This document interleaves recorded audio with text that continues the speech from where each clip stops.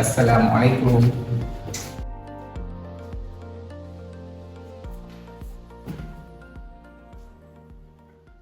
Mahasiswa sekalian yang Bapak muliakan, dengan mengucapkan alhamdulillahirabbil alamin, wassalatu wassalamu ala asyrofil anbiya'i wal mursalin wa ala alihi washabbihi wa mawalah. Mari kita melanjutkan perkuliahan kita pada hari ini, yaitu mata kuliah Ilmu Pendidikan Islam. Hari ini kita akan belajar tentang metode mengajar dalam pendidikan. Sebelum kita melanjutkan pada pembahasan materi, mari kita lihat capaian pembelajaran mata kuliah. Kemudian ada sub CPMK, kemudian ada indikator. Nah, diharapkan setelah kuliah ini selesai, mahasiswa dapat memahami tentang konsep dasar, pengertian, fungsi, dan jenis metode dalam mengajar, baik kelebihan ataupun kekurangannya, serta nantinya ilmu ini dapat diaplikasikan dalam perencanaan pembelajaran, bahkan nanti dalam pelaksanaan proses kegiatan belajar mengajar, khususnya pada saat simulasi, micro teaching, dan pelaksanaan TPL di lapangan. Baik, adapun yang kita bahas pada hari ini, yaitu pengertian metode mengajar, kedudukan metode dalam pembelajaran, jenis-jenis metode dalam pembelajaran, serta bagaimana teknik penggunaan dari metode tersebut. Berbicara tentang metode pembelajaran, tentu ini salah satu komponen yang selalu harus dikuasai oleh seorang guru. Karena hari-hari nanti ketika kita menjadi seorang guru, kita tidak luput dengan persiapan mengajar atau rencana pelaksanaan pembelajaran yang di dalamnya kita selalu membuat tujuan pembelajaran, kemudian kita memilih materi pembelajaran, kemudian selanjutnya baru memilih metode yang sesuai dengan media materi pembelajaran. Ditambah media yang sesuai dengan materi, kemudian barulah disusun kegiatan belajar mengajar. Pada akhir, setiap proses kegiatan belajar mengajar guru selalu membuat evaluasi pembelajaran. Mari kita berpikir, cobalah dibayangkan, mengapa guru tidak selalu menggunakan metode yang sama dalam setiap pembelajaran? Kemudian bagaimana seandainya seorang guru dalam mengajar tidak memahami dan menguasai metode pembelajaran? Maka untuk itu penting sekali diikuti pembelajaran pada sesi ini. Mudah-mudahan nanti dapat dipahami sebagaimana yang diharapkan. Mari kita lihat pengertian metode. Metode kita ketahui bahwa berasal dari bahasa Yunani dan dalam bahasa Arab juga dikenal dengan tarikah. Secara singkat, bahwa metode ini adalah cara yang digunakan guru untuk menyampaikan materi pembelajaran. Nah, berbagai penafsiran dari para ahli, nanti saudara mahasiswa sekalian dapat membaca pada beberapa referensi yang ada kaitannya, baik dari buku maupun dari jurnal-jurnal yang ada. Apa pentingnya metode pembelajaran dalam proses belajar mengajar? Ini dapat kita lihat yang pertama sebagai alat untuk mencapai tujuan. Jadi metode yang kita gunakan ini menjadi sarana utama agar tujuan pembelajaran tercapai di akhir pembelajaran. Yang kedua, sebagai strategi pengelolaan proses belajar mengajar. Dengan kita gunakan beberapa metode, ya, kita bisa mengatur interaksi guru dengan siswa, kemudian sistem penyajian materi, dan diakhiri dengan evaluasi di akhir proses pembelajaran. Yang ketiga, sebagai pendukung motivasi belajar. Ini jika guru tidak pandai menggunakan metode, maka sulit untuk anak berminat dalam belajar. Yang keempat, sebagai penentu efektivitas penilaian. Nah, jadi metode juga dapat berfungsi sebagai pola komunikasi di kelas, baik antara guru ataupun antara siswa dengan guru. Yang kelima, sebagai penentu dinamika interaksi di kelas. Ini terjadinya dinamika bagi seorang guru jika guru tersebut mampu memaksimalkan metode yang telah dipilih. Mudah dalam menjadikan materi, juga akan mudah nanti dalam melaksanakan evaluasi secara akurat di akhir proses pembelajaran. Nah, mari kita lihat fungsi dari metode itu dalam pembelajaran. Yang pertama, memfasilitasi proses belajar mengajar. Dan yang kedua, membantu pendidik. Yang ketiga, memotivasi mahasiswa dalam menciptakan suasana belajar yang menarik dan interaktif, dan membantu pendidik dalam mengevaluasi pemahaman mahasiswa yang lebih akurat, dan mengembangkan keterampilan tertentu sesuai dengan kebutuhan mahasiswa. Kita melihat bahwa di samping pembahasan tadi, mari kita lihat prinsip-prinsip dalam menentukan metode. Ketika seorang guru ingin memilih metode pembelajaran, maka yang pertama sekali harus mempertimbangkan kondisi kelas atau pada tingkatan kelas mana kita mengajar. Apakah di tingkat SD atau di tingkat SLTP atau di SLTA. Tentu menjadi faktor utama dalam kita menggunakan metode. Nggak mungkin kita gunakan metode seminar pada umur tingkat SD. Kemudian yang kedua, dukungan media. Ada nggak media yang dapat membantu memfasilitasi terhadap metode yang kita pilih? Misalnya kita memilih metode interaktif yang membutuhkan tentu satu unit laptop, kemudian ada infokusnya atau TV LCD Android, atau materi-materi lain, alat-alat lain yang mendukung adanya listrik, adanya jaringan internet. Nah, ini sangat perlu diperhatikan. Kemudian yang ketiga, perbedaan individu. Ini antara siswa dengan siswa, ini juga menjadi perhatian kita. Beda anak-anak tingkat SD dan beda juga anak-anak tingkat SLTP. Yang keempat, biaya. Ini juga dalam memilih metode tentu kita perlu melihat biaya. Adakah biaya untuk kita membuat alat peraga?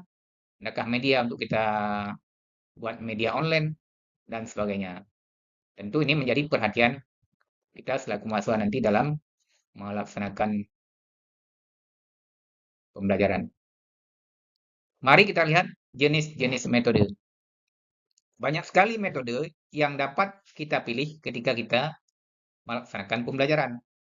Ini di slide telah dapat kita lihat, di samping metode-metode ini, ada juga metode yang lain. Seperti seminar, ada praktikum, ada simulasi, ada tugas mandiri, dan sebagainya. Jadi, mahasiswa dapat menggunakan berbagai metode, dapat memilih mana yang paling baik dan mampu dikuasai ketika nanti akan mengajar. Mari kita lihat yang pertama sekali metode ceramah. Ini metode paling ampuh. Semua guru tentu ada menggunakan metode ceramah. Apa itu metode ceramah? Ini suatu cara penyampaian informasi melalui penuturan bahan pelajaran dengan lisan. Tentu kita dalam memilih metode ini perlu kita perhatikan kelebihan dan kekurangannya. Seorang guru harus paham betul apa lebihnya sebuah metode dan apa kurangnya. Nah, mahasiswa dapat melihat pada slides yang ada. Kemudian nanti untuk lebih memahami contoh-contoh, silakan mengunjungi link YouTube yang ada di slide tersebut. Yang kedua, kita harus memperhatikan teknik penggunaan dari metode tadi, bagaimana kita menggunakannya. Ada tahap persiapan, ada tahap penyajian, kemudian ada tahap asosiasi, kemudian ada tahap generalisasi, dan diakhiri dengan tahap evaluasi. Nah, ini penting sekali kita kuasai tahap-tahap ini. Kemudian, yang kedua, yaitu metode tanya-jawab. Ini selalu kita gunakan dalam mengajar, baik di tingkat dasar oleh guru SD, tingkat menengah, bahkan di perguruan tinggi pun ya, sering sekali menggabungkan antara metode tanya-jawab dengan metode diskusi. Yang mana yang dikatakan metode tanya-jawab, ini cara penyajian pengajaran oleh guru dengan memberikan pertanyaan dan meminta jawaban kepada siswa. Metode ini sama juga dengan metode yang lain, ya, punya kelebihan dan punya kekurangan. Di antaranya, kelebihannya dapat melatih dan merangsang daya pikir si anak. Nah, itu. Kekurangannya, tidak semua siswa berani mengajukan pertanyaan. Bagaimana kita menggunakan? Sama ada tahap persiapan, ya, kita siapkan metode, kemudian tahap penyajian, kemudian tahap persiapan kembali, pelaksanaan, ya, maaf, ini tahap pelaksanaan, dan tahap generalisasi, serta selanjutnya tahap evaluasi. Yang ketiga, metode diskusi, yaitu suatu metode cara penyajian bahan pengajaran oleh guru dengan memberikan kesempatan kepada siswa untuk mengadakan perbincangan ilmiah guna mengumpulkan pendapat, membuat kesimpulan, atau menyusun alternatif jawaban. Nah, ini pada tingkat kita mahasiswa setiap kali sering berdiskusi. Ya, di pelajaran temuan yang lalu juga kita telah melaksanakan metode diskusi. Apa kelebihan dan kekurangan? Silakan dilihat pada layar yang telah saya siapkan. Nah, jika ingin lebih jelas, silakan tonton dari link yang kita sisipkan, yaitu di YouTube. Selanjutnya, bagaimana menggunakannya? Tahap persiapan, tentu merumuskan tujuan untuk apa diskusi itu. Kemudian pelaksanaan, bagaimana kita akan melaksanakannya. Kemudian ada tahap tindak lanjut. Apa tindak lanjut dari diskusi yang kita laksanakan. Selanjutnya, metode pemberian tugas, di mana cara penyajian bahan pengajaran oleh guru dengan memberikan tugas kepada siswa yang dapat dilakukan, baik di dalam kelas, di luar kelas, dan di lab. Nah, ini seringkali, ya, baik tugas dalam bentuk tugas ekstrakurikuler, ya, kemudian tugas kokurikuler, dan tugas mandiri, ya, ada tugas kelompok kalau kita mahasiswa. Ini juga salah satu metode. Itu apa? Tentu untuk merangsang aktivitas dan menumbuhkan kreativitas dari mahasiswa atau dari siswa dalam rangka mengisi waktu luang.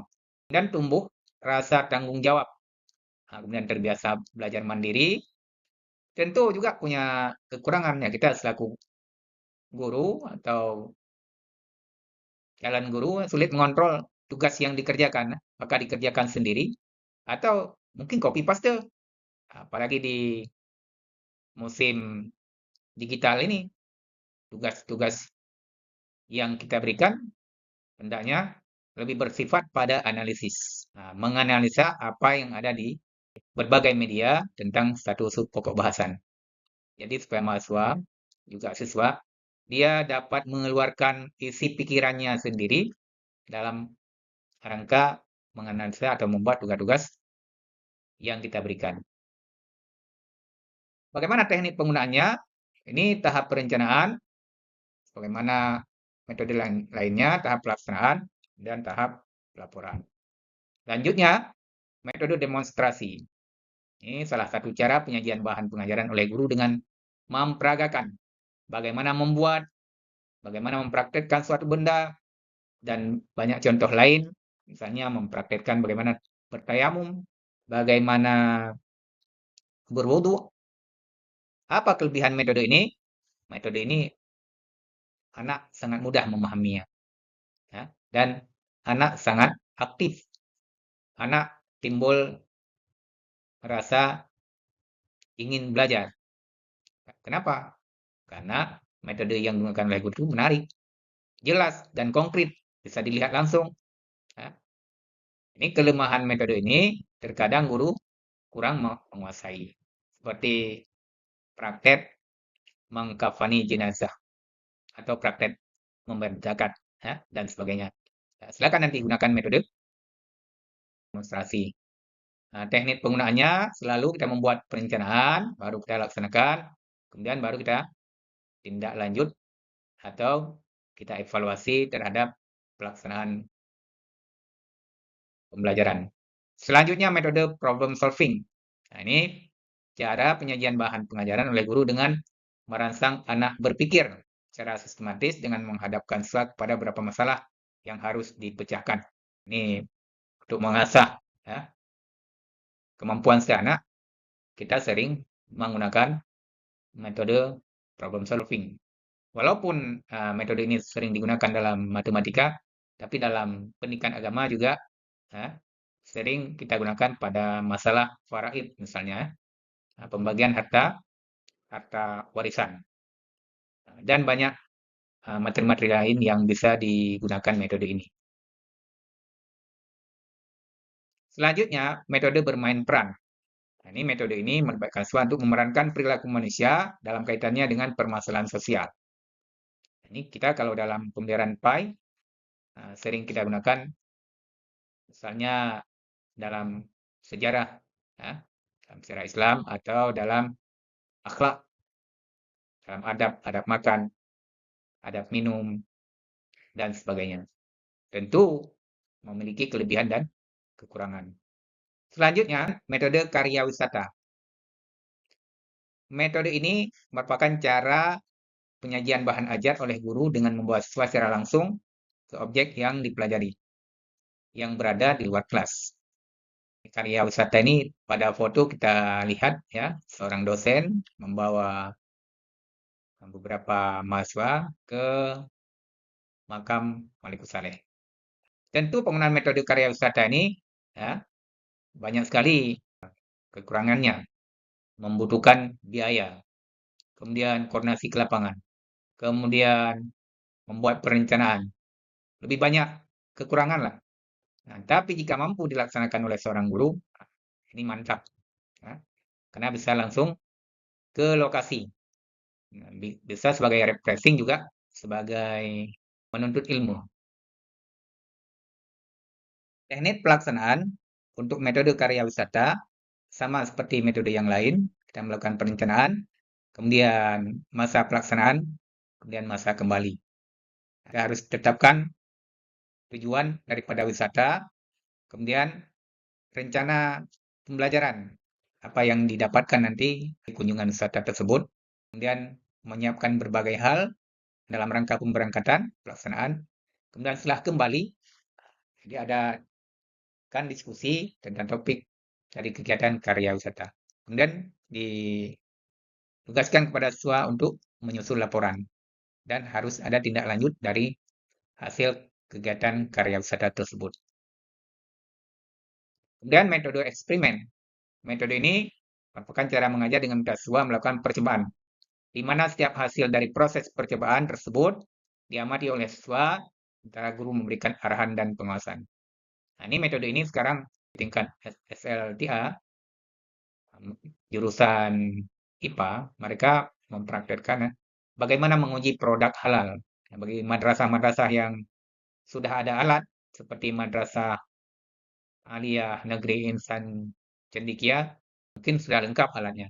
Mereka sering melakukan eksperimen terhadap makanan-makanan, produk-produk, apa yang dilihat, ya, isi yang terkandung itu apakah halal atau tidak. Ya. Ini salah satu bagian di kementerian yang melakukan menentukan produk halal. Nah, metode ini dengan teknik merencanakan, ya, kemudian ikutkan seluruh siswa, kemudian libatkan siswa, kemudian dari hasil eksperimen beri tugas. Nah, kemudian tugas tersebut hendaknya diselesaikan dan diberi penilaian oleh seorang guru. Samping metode yang telah kita sampaikan tadi, ada juga metode-metode khusus yang digunakan dalam pendidikan Islam. Ada metode kisah, bagaimana seorang guru mengajar dengan menceritakan berbagai peristiwa atau kisah yang ada dalam Al-Quran atau dalam As-Sunnah kepada siswa melalui cerita. Kemudian ada juga metode Amsal, di mana seorang guru menyampaikan materi pembelajaran melalui contoh teladan, melalui perumpamaan, melalui kisah-kisah yang dapat ditiru oleh sana, baik yang bersumber dalam Al-Quran maupun dalam Al-Hadis. Selanjutnya ada metode targhib dan tarhib, di mana seorang guru mengajarkan materi pembelajaran dengan menginformasikan ganjaran terhadap kebaikan, dan hukuman terhadap keburukan. Kemudian kita melihat bagaimana teknik mengajar. Ini lebih spesifik daripada metode. Salah satu aspek yang diharapkan adalah aspek afektifnya. Nah, karena setiap mengajar seorang guru selalu memperhatikan aspek kognitif, aspek afektif, dan aspek psikomotor. Untuk aspek afektif, kita boleh melalui keteladanan. Ya, kemudian melalui kebiasaan, kemudian melalui nasihat atau cerita, dan melalui disiplin. Kita tegakkan disiplin, kemudian kita libatkan siswa untuk berpartisipasi, ya, dan kita ajak siswa atau mahasiswa untuk berperan dalam memelihara pemeliharaan. Dari teknik ini, itulah nanti yang akan lahir perubahan pada peserta didik. Baik, sebelum kita akhiri materi pada hari ini, ada tugas yang harus kalian selesaikan, ya, sebagaimana yang nampak pada layar presentasi ini. Sebagai penutup, metode mengajar bukan hanya untuk dipahami, tapi untuk diresapi dan dipraktekkan dalam proses pembelajaran. Coba kita renungkan, bagaimana seandainya seorang guru tidak menguasai metode dalam mengajar. Metode mengajar tidak ada yang paling baik dan sempurna, melainkan terserah pada orang yang menguasainya. Teruslah mencari ilmu, bertanya, dan belajar. Itulah semangat inquiry dalam memahami pembelajaran. Kesimpulan kita pada pembelajaran hari ini, ya, secara umum terdapat beberapa metode yang dapat digunakan oleh guru dalam proses pembelajaran. Kemudian terdapat pula beberapa metode yang sering digunakan dalam pelajaran-pelajaran agama Islam. Jadi, bagaimana pelaksanaan terserah kepada seorang guru. Adakala guru A dia lebih favorit dan paham dengan metode B, ada juga guru yang lain memilih metode yang lain bagi dia lebih mudah. Demikian, terima kasih. Wabillahi taufiq wal hidayah. Assalamualaikum warahmatullahi wabarakatuh.